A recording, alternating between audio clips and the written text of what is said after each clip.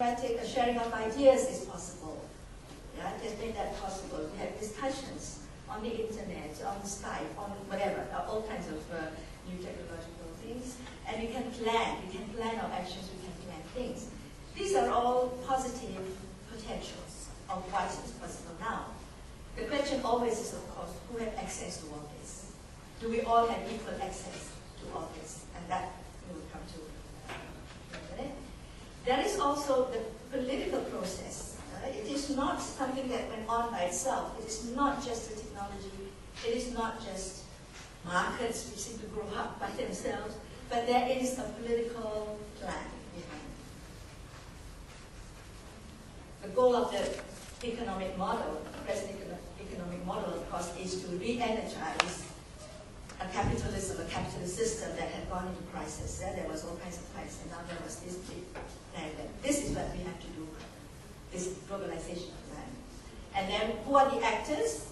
The international financial institutions, the International Monetary Fund, the World Trade Organization, the World Bank, and they all promote three main policies, what is included within this economic globalization model.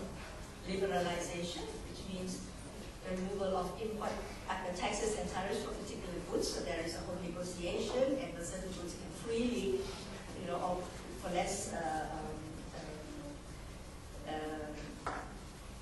be imported, But there are always also, of course, the negotiation of which countries to reach and which goods.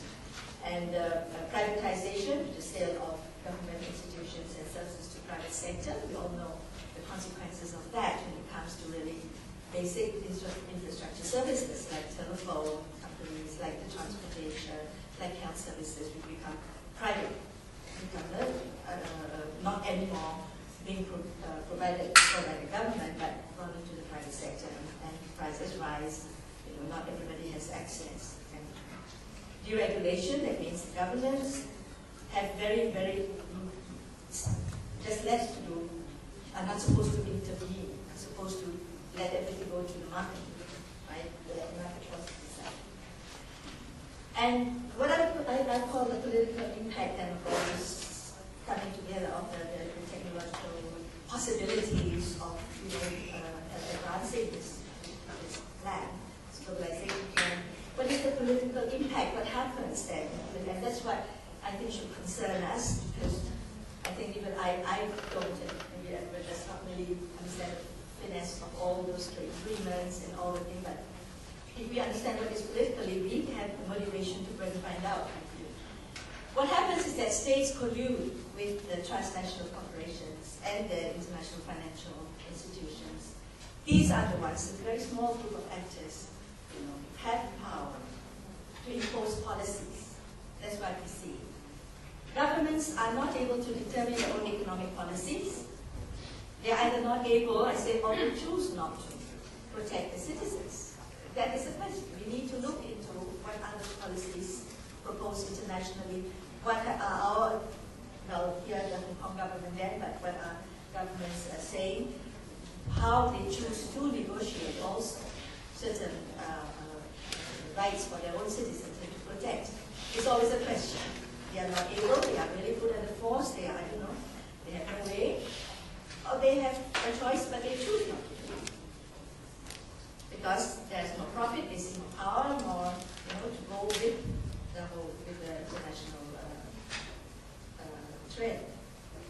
Structural poverty is not challenged, and we all, I think, know in our own different ways that the income gap is rising, it's becoming bigger and bigger, and more people are living even under poverty levels, even here in Hong Kong. So it's really a serious matter that nothing is being done really to challenge that, to address the causes of this. And human rights definitely are eroded. So when we talk of human rights, we talk also about a system of accountability of the state, of governments, also of the law, of all the space of protecting citizens, of protecting rights. There is a system that we need to follow. But if governments do not do that to protect citizens, then definitely they are not going to protect rights as understood in the international community. And the government services and funding support is withdrawn from what I call dissident or unprofitable activities. And under that, we can say the activities and the efforts of women, women's organizations, women's movements would not be actually in line with what governments would want to promote. So we see that happening, and also in Hong Kong, that less and less support and resources are going to that.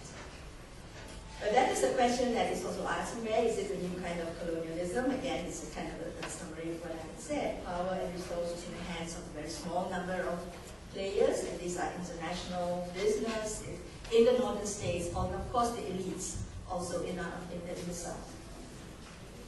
And there is the imposition of a model of development, a certain model of development. It doesn't come up by itself, but it is a model that is being imposed on the south, and it's a global south countries, the river countries, and on Eastern Europe as well. And also the incorporation of all the states into, for instance, the European Union, and now in America also all kinds of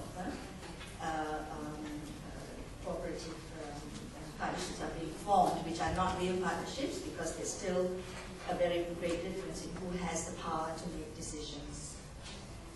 And then the majority of poor populations in the world are in the global south.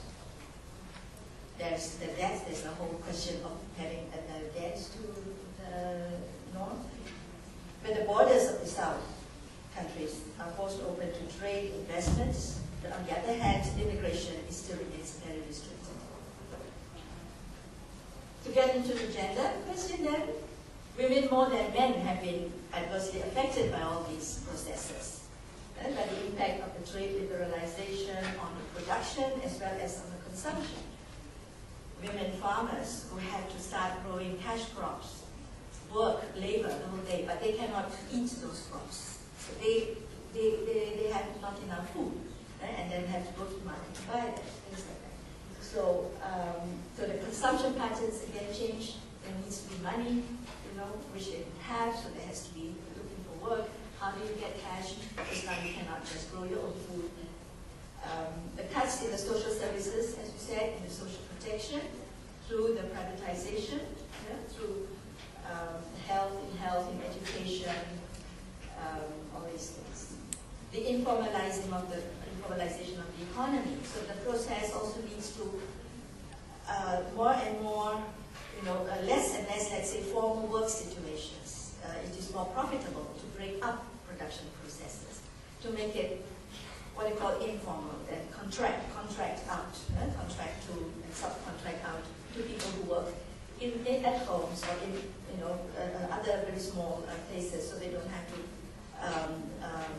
maintain a whole big plant, and then it's easy also to move the investment from place to place. So there's this informalization which affects women, because it's women who usually are in these jobs, which are becoming informalized.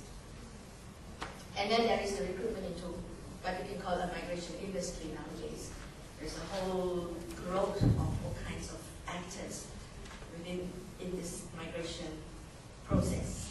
Recruiters, agents, of course employers, government officials, immigration officials, all together, and they might seem to be all having their own separate jobs or their own separate roles within the process of migration from the countries of origin to the destination countries. But there is a certain collaboration between all these people that